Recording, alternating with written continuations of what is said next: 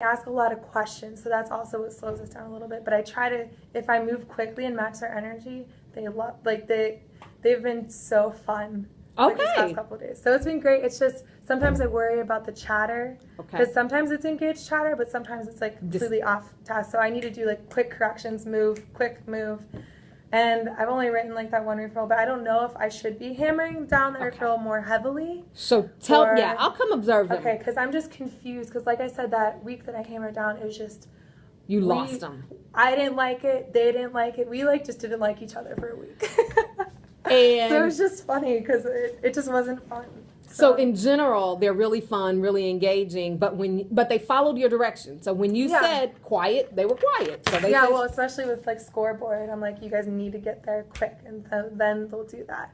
There's some people that struggle with it or like aren't as good, and that's when I need to direct them. And sometimes it's hard when I'm doing those quick corrections because I'll try to come back to it and revisit it if they haven't done it the first time. Like yesterday, I separated Sierra and that seemed to work really well, and Adrian moved him to a C and stuff like that. They seem to be like, okay, now I need to stop. The sophomore class, I will tell you, I feel like they have great potential. Yeah. Our sophomore and junior classes, there's lots of potential there. I think we've lost quite a few juniors, but they've got lots of potential. It's just how do we continue to grow that? And I think that's what you're seeing. Like this is a tricky balance between pushing really hard because they work hard, but also making sure I rein it in so it doesn't get out of control. Yeah, and then so in February they're so talkative I can't pull them back in. Yeah, exactly. Gotcha. So I've been kind of doing this balancing act back and forth. Okay, so I'll come in and observe for that. So let's talk through.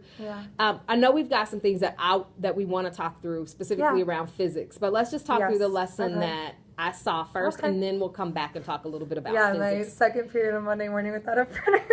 But you know what? It was like, here's the reality of it. I saw the end of the lesson. Clearly, scholars had this engaging activity where they were doing the DNA structure and they had twisted. And I walked in just as they were folding and finishing that.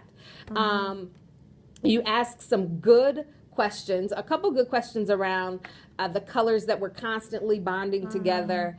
And then you got those, and I saw those hanging in the ceiling I had today. my academic enrichment kit at the end do that. So that was really good. And then you talked about moving to the next phase of the lesson. So one of the things that I really liked about your lesson was there were parts of the lesson. There were stages in the lesson. They're very used to like notes, maybe a little activity there, and then maybe do stations after that.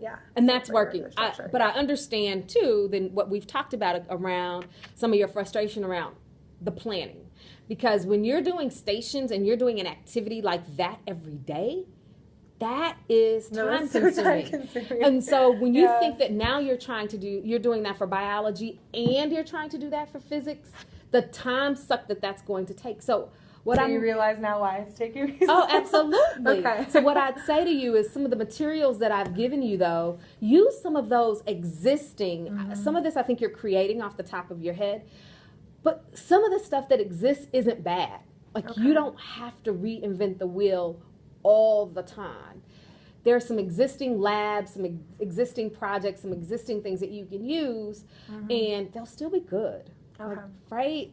Don't try it first to make sure it's engaging and it's something that they can grasp and they can write about or later or however you want them to do it. But you don't have to create every step. And I know we've talked about what's left in Atlas and what you feel like. So because it's not fleshed out all the way, it's kind of difficult to see all of what you're supposed to do. But some of the materials I think I gave you for physics should be helpful. And then if we need to go downstairs and find some more of that kind of stuff for biology, we can do that. So don't feel like, oh my gosh, I need to recreate it for biology, because you don't. So you transition to the lab. They waited patiently, I know, and I love the way you use the countdown strategy to get them on track to on task to track you once you were ready to begin their matching activity.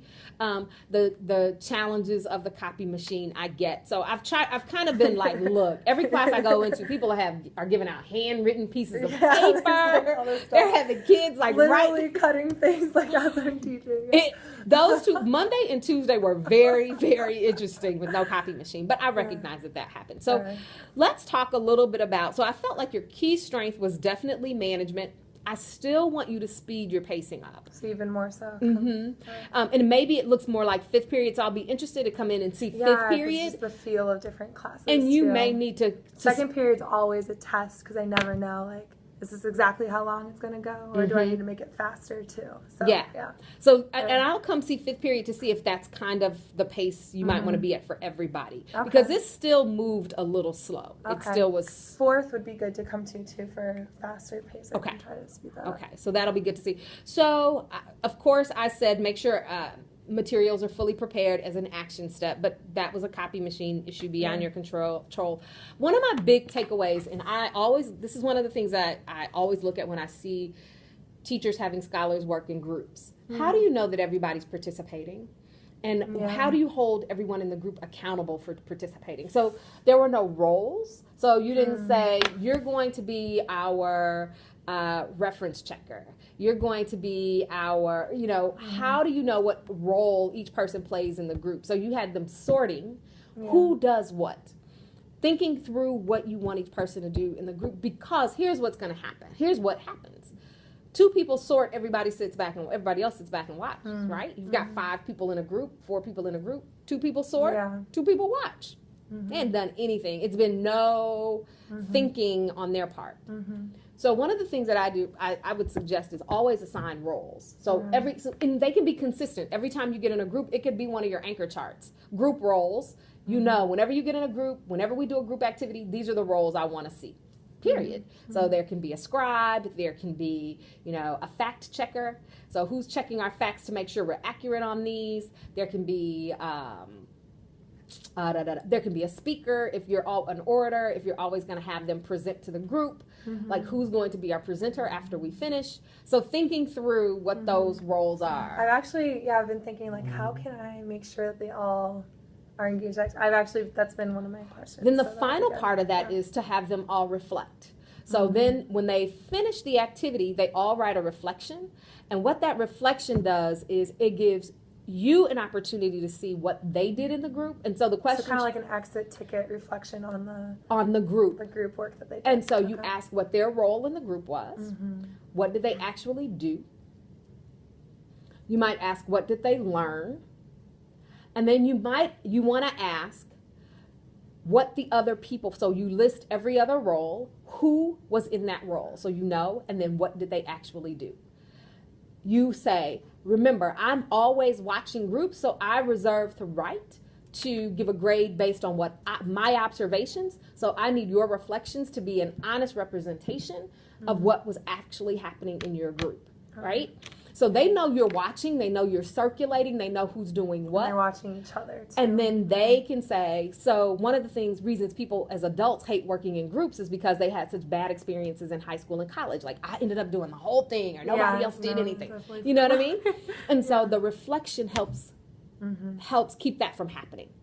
Okay, so that would be my on the